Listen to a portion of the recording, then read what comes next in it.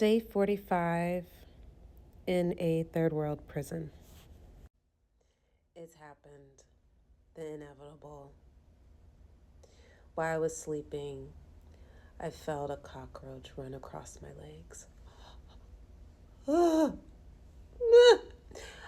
I sat up and just wouldn't lie down the rest of the night. I just sat in the middle of my bed, hugged my pillow, and fell asleep. I could hear them over on the table wrestling through the food all night. And then the next morning around 5, I realized that it had bit me and then run across my legs. So the cockroach bit me. It bit me on my elbow. Oh my gosh. And then I woke up with diarrhea. Cha-cha-cha. Diarrhea. Thankfully, on Saturday was family day, and a distant cousin that is in Belize came to visit me and brought me a platter of delicious Belizean food. So I got to eat that on Saturday. I ate it for lunch and then saved some of it for dinner that same day. But Sunday I started eating the Central Belize prison food again. Rice with chicken. And Sunday night, I immediately had heartburn all night. I attempted to order bananas, but instead of bananas, they gave me this loaf of bran bread from a baker that makes the bread and sells it to the prison shop. So I nibbled on that. I had slight heartburn afterwards, but definitely I woke up this morning with diarrhea. So basically, until I leave, I am stuck eating only soda crackers from the shop and drinking bottled water. Everything else is just making me sick. My gastrointestinal tract, my stomach is done with Belize Central Prison food. So I'm leaving any day now. At this point, it's just about how soon can I buy a plane ticket and on what day.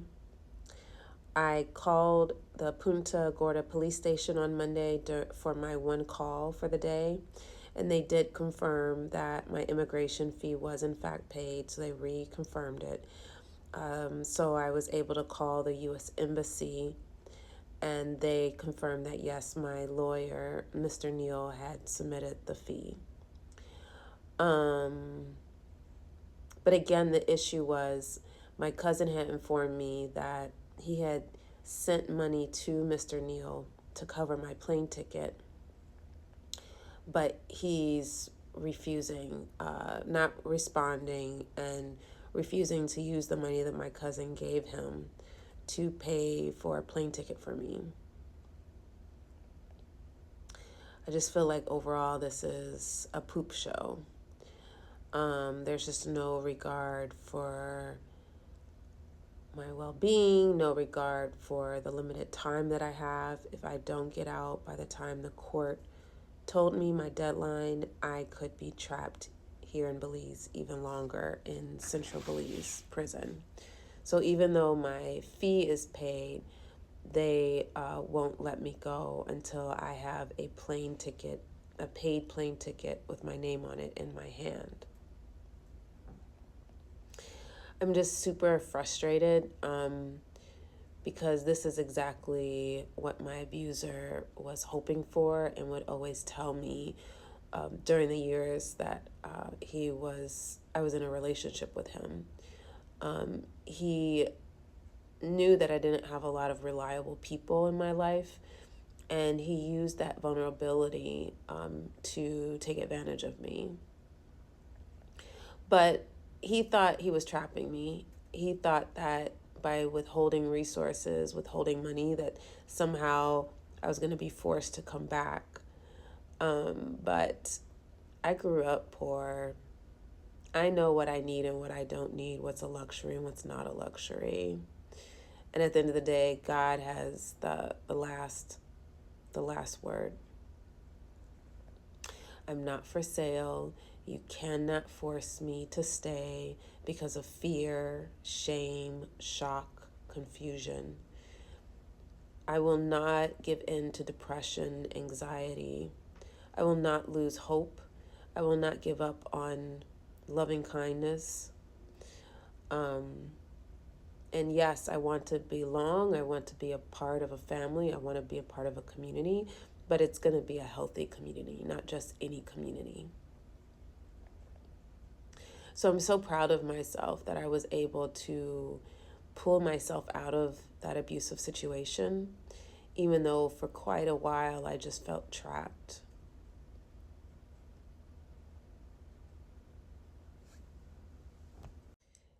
Around 2 p.m. this day, the U.S. Embassy have arrived at the prison. And so I put on an orange jumpsuit, get patted down and with handcuffs and a female prison guard escort.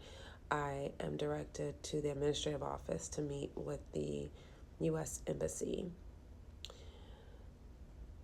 They offer to provide me a loan to buy a plane ticket, but only after I completed the form for the loan and I was about to sign it, they informed me that if I hand in this loan for a plane ticket, that I will lose my passport. So they will cancel my passport until I pay the loan back. I was a little thrown off and annoyed because they literally did not tell me that up front. They waited until I completely filled out the form and right before I signed it. No, actually, I had signed it.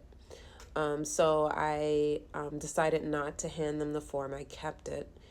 And they said, no, we can just hold it for you. And I was like, no, not with my signature on it, because I don't agree with the requirements of this loan.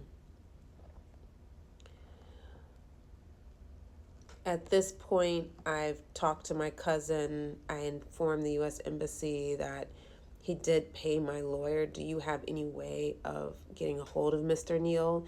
Because my cousin gave him money, extra money to use to pay for a plane ticket.